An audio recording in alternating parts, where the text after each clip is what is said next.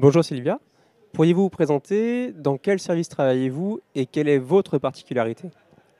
Bonjour, je m'appelle Sylvia Calvigno, je suis infirmière en réanimation médicale à Grenoble, au centre hospitalier de Grenoble-Alpes. Et la particularité, c'est un poste dans lequel je m'occupe essentiellement de la formation des nouveaux arrivants. Non seulement la formation initiale pour les infirmiers, pour les aides-soignants, mais aussi la formation continue aux techniques de réanimation tout le long de leur temps dans le service.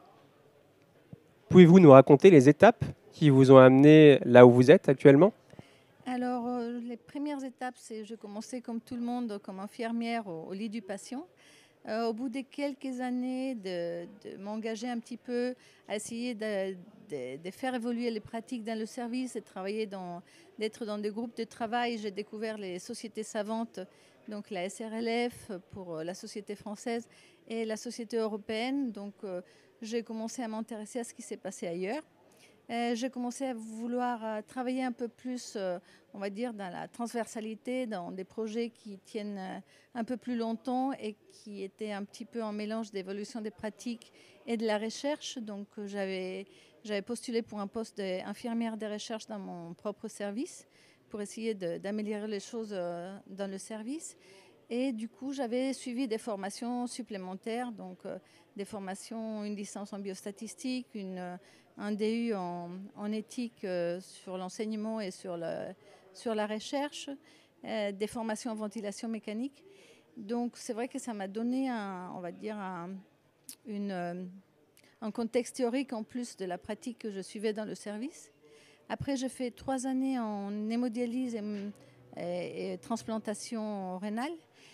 Donc, ça m'a donné aussi une autre vision de la médecine technique, très technique, avec beaucoup de machines, mais avec des patients conscients.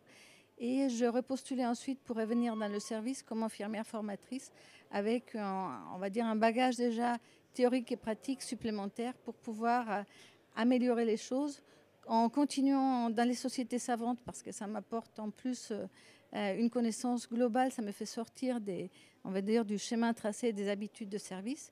Et ça me permet de faire évoluer un petit peu les pratiques dans le quotidien. En quoi pensez-vous que votre parcours est un plus pour votre service et que voudriez-vous dire aux paramédicaux qui nous écoutent?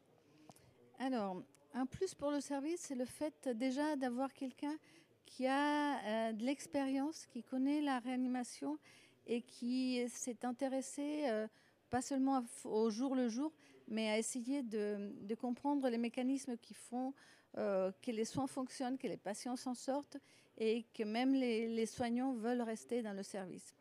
Euh, Ça peut apporter en fait une certaine confiance aussi aux collègues, aux nouveaux qui arrivent, d'avoir des personnels référents qui ont de l'expérience. Je pense qu'au service, ça apporte une certaine stabilité.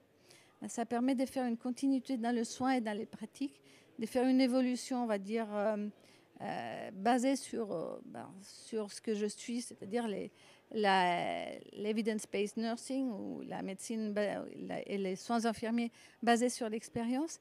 Et ça apporte aussi au moins le regard pour les nouveaux qu'on peut faire une carrière au sein de la réanimation, même si nos perspectives sont actuellement un peu plus limitées. Que voudriez-vous dire aux paramédicaux qui nous écoutent?